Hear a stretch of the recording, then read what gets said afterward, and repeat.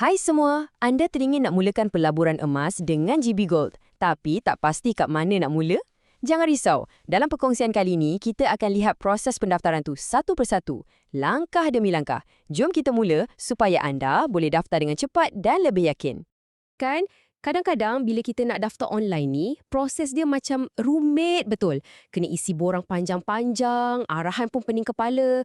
Last-last kita rasa macam nak putus asa sebelum mula lagi. Betul tak?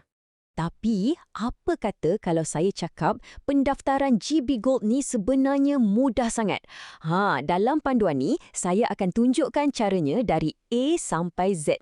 Jom kita sama-sama lihat betapa senangnya proses ni. Okey, ini dia pelan tindakan kita. Mula-mula, kita akan isi butiran asas. Lepas tu, kita sahkan akaun. Seterusnya, kita kemaskini sikit profil tu. Dan akhir sekali, selesai. Nampak mudah kan? Jom terus ke langkah pertama. Baiklah, kita mulakan dengan yang paling asas, iaitu langkah 1. Dekat sini, kita akan masukkan semua maklumat yang diperlukan untuk mencipta akaun GB Gold anda. Ini adalah papak pertama yang paling penting. Ini dia borang pendaftarannya. Nampak macam borang biasa kan? Tapi ia memang sengaja direka untuk jadi ringkas dan mudah. Semua info yang diminta ni penting, terutamanya untuk keselamatan akaun anda. Jom kita tengok setiap satu ruangan ni. Okey, jom kita isi sama-sama. Mula-mula, nama penuh. Pastikan ia betul-betul sama macam dalam MyCard tau. Senang untuk pengesahan nanti. Kemudian, pilih Malaysian IC dan masukkan nombor IC. Lepas tu, masukkan email yang aktif anda selalu guna. Untuk kata laluan pula, yang ni kena kreatif sikit. Campurkan huruf besar, nombor dan simbol barulah betul-betul selamat. Dan akhir sekali, nombor telefon anda. Siap? Okey, Cun. Butiran asas semua dah diisi. Sekarang kita ke langkah yang sangat-sangat penting, iaitu pengesahan.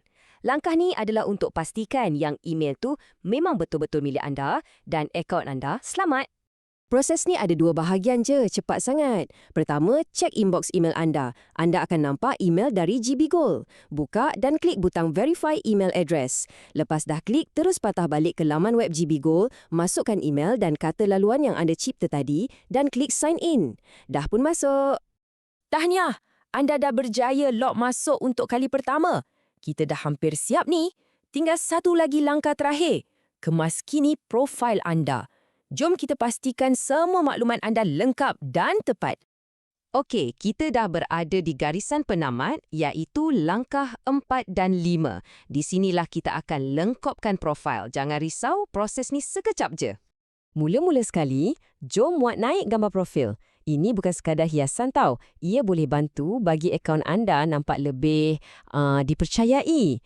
Lepas tu, semak sekali lagi nama, nombor IC dan email. Pastikan tak ada salah eja atau salah taip. Seterusnya, bahagian alamat. Lengkapkan alamat rumah anda, poskod, negeri dan negara. Pastikan maklumat ni tepat sebab ia mungkin penting untuk urusan di masa depan. Bila semua dah diisi dengan betul, anda hanya perlu klik butang update profile dan siap, itu sahaja. Pendaftaran anda kini sudah lengkap 100%. Anda dah berjaya lalui semua langkah dari awal sampai habis. Tengok, senang je kan sebenarnya? Jadi, sekarang ni akaun GB Gold anda dah sedia untuk digunakan. Persoalannya, apa langkah pertama yang anda nak buat? Mungkin anda nak terus buat belian pertama atau mungkin nak teroka dulu platform ni. Apa-apa pun, pengembaraan emas anda bermula sekarang. Selamat maju jaya.